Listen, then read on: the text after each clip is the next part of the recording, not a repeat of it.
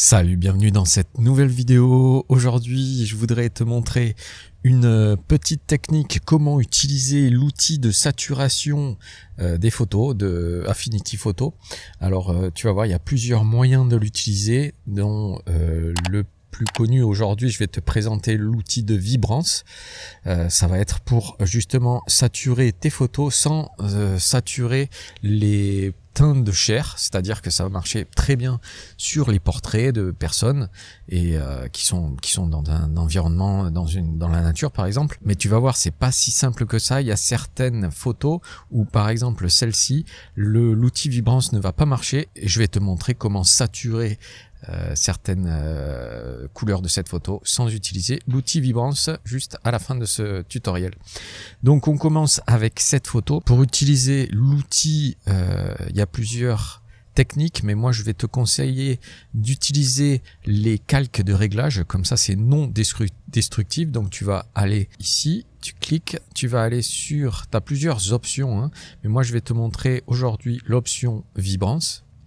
Et donc voilà l'outil vibrance qui va te permettre, tu as deux sliders en fait ici, donc tu as un outil, tu as un slider sur la saturation et là ça va saturer l'ensemble des couleurs de la photo. Comme tu vois, ça sature aussi la teinte de peau de cette jeune fille là qui est ici, et du coup bon c'est un peu totalement abusé, même sur les bleus d'ailleurs, c'est un peu abusé.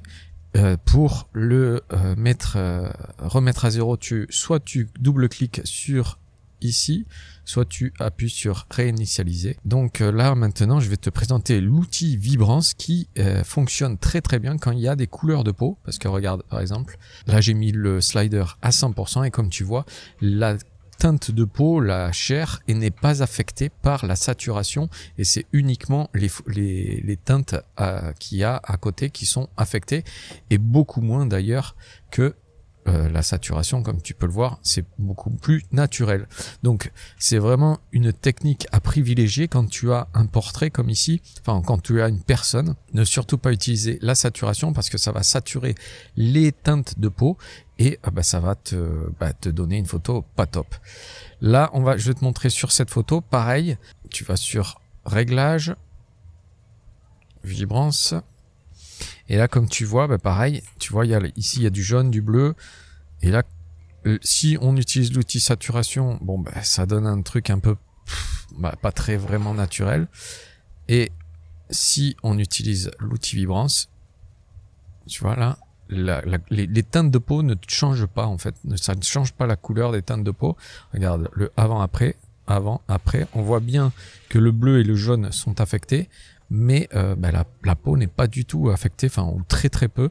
Donc c'est un outil qui est à privilégier pour ce genre de photos. Donc ensuite on va sur cette photo et comme tu le vois, elle est majoritairement rouge. Donc du coup si on met un calque de vibrance ici et qu'on met de la vibrance, là comme tu vois, il y a quasiment rien qui se fait. C'est très très léger, à peine on va dire. Mais il n'y a pas grand chose qui est affecté.